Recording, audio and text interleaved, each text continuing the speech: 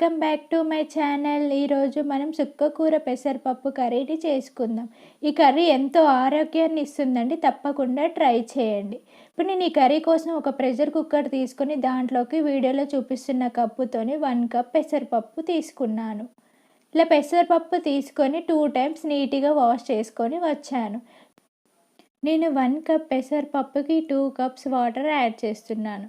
ఇలా water add చేసుకున్న తర్వాత దీనిలోకి నీట్గా వాష్ చేసుకున్న 2 కట్టల చుక్కకూరను ఇలా కట్ చేసుకొని వేసుకున్నాను. ఇలా చిన్నగా కట్ చేసుకొని వేసుకోవాలండి. ఇప్పుడు మనం చుక్కకూరని యాడ్ చేసుకున్నాం. తర్వాత 10 నుంచి 12 పచ్చిమిర్చి ఇలా మధ్యలోకి కట్ చేసుకొని వేసుకుందాం. ఇప్పుడు నేను పెద్ద సైజు ఉల్లిగడ్డని ఇలా పీసెస్ లాగా కట్ చేసుకొని వేసుకుంటున్నాను. ఇలా యాడ్ చేసిన తర్వాత దీంట్లోకి 1 స్పూన్ ఆయిల్ యాడ్ చేద్దాం. నేను టమాటా పీసెస్ ఏం యాడ్ చేయట్లేదండి, ఎందుకంటే చుక్కకూరనే పుల్లగా ఉంటుంది కదా, అందుకే యాడ్ చేయట్లేదు. దీంట్లోకి ఇప్పుడు మనం 1 టేబుల్ స్పూన్ పసుపు యాడ్ చేద్దాం. పసుపు యాడ్ చేసి ఒకసారి మిక్స్ చేసుకుందాం.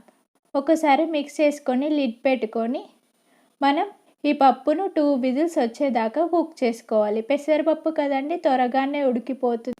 ఈ పప్పుని మీడియం ఫ్లేమ్లోనే కుక్ చేసుకోవాలండి. 2 విజిల్స్ వచ్చాక చూడండి, పప్పు మంచిగా ఉడికిపోయింది. ఇప్పుడు మనం దీన్ని సైడ్కి పెట్టుకొని దీంట్లోకి పోపు వేసుకుందాం. పోపు వేసుకోవడానికి స్టవ్ ఆన్ చేసి బాండీ పెట్టుకొని 4 table spoons of oil heat చేశాను. తర్వాత దీంట్లోకి 1 స్పూన్ జీలకర్ర, 1 స్పూన్ ఆవాలు యాడ్ చేస్తున్నాను. ఇప్పుడు నేను దీంట్లోకి 1 స్పూన్ పోపు దినుసులు కూడా యాడ్ చేస్తున్నాను. చూడండి, నేను ఒక శనగపప్పు యాడ్ చేశానండి. మినపప్పు ఇంకేమి ఇష్టం ఉంటే అవి యాడ్ చేసుకోండి. దీంట్లోకి నేను 2 ఎండుమిరపకాయలు ఇలా కట్ చేసుకొని వేసుకున్నాను. తర్వాత 10 నుంచి 12 వెల్లుల్లి రెబ్బలు పొట్టు తీసుకొని వేసుకుంటున్నాను. తర్వాత కొంచెం కరివేపాకు యాడ్ చేసి మిక్స్ చేసుకుంటూ వేయించుకోవాలి. ఇప్పుడు మనం దీంట్లోకి 1 టేబుల్ స్పూన్ పసుపు యాడ్ చేసుకుందాం. పసుపు యాడ్ చేసుకొని కాసేపు మిక్స్ చేసి ఈ పోపును వేగనిద్దాం.